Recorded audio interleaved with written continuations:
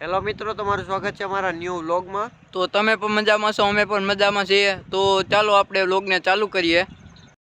તો મિત્રો, અહીંયા આગળ એક જૂની વાવ આવેલી છે, તો એ તમને અમે અત્યારે બતાવી દઈએ। તો મિત્રો, આ વાવનો એક જૂનો ઇતિહાસ પણ છે, એ તમને ત્યાં જઈને જ અમે કહેવું। તો મિત્રો ચાલો અમે ત્યાં જઈએ છીએ, તો ત્યાં જઈને તમને મળીએ।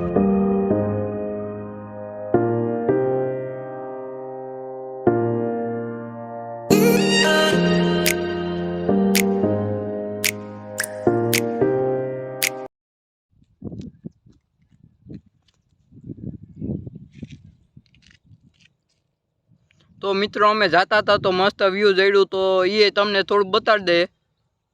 કેવું મસ્ત રેમ્બો દેખાય એ તમે જોઈ લ્યો।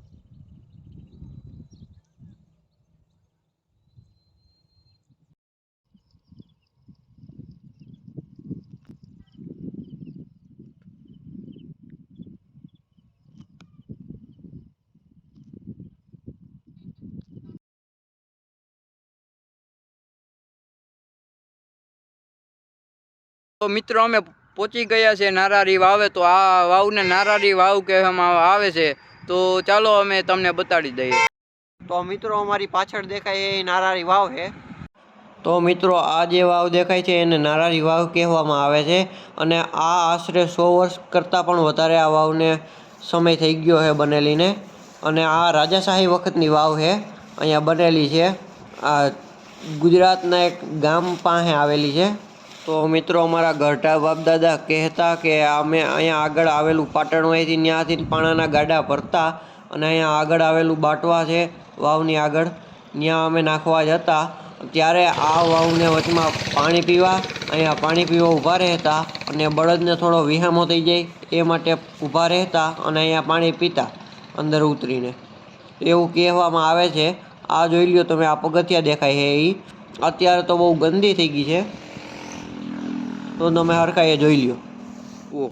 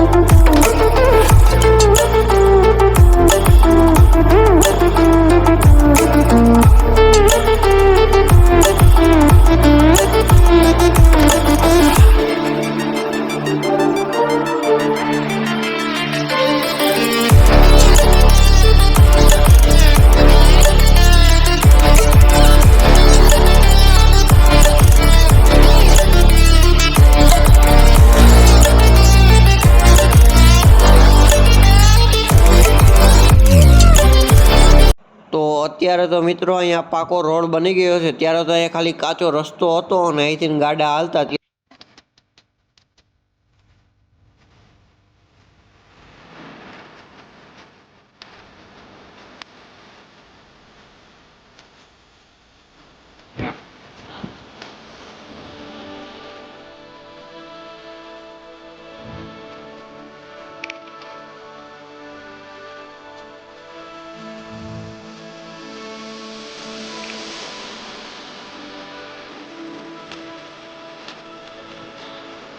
મિત્રો તમને અમારો વ્લોગ ગમ્યો હોય તો લાઈક કરજો, શેર કરજો ને સબસ્ક્રાઇબ કરવાનું ના ભૂલતા। તો મળશું તમને બીજા વ્લોગમાં। Thanks for watching, by.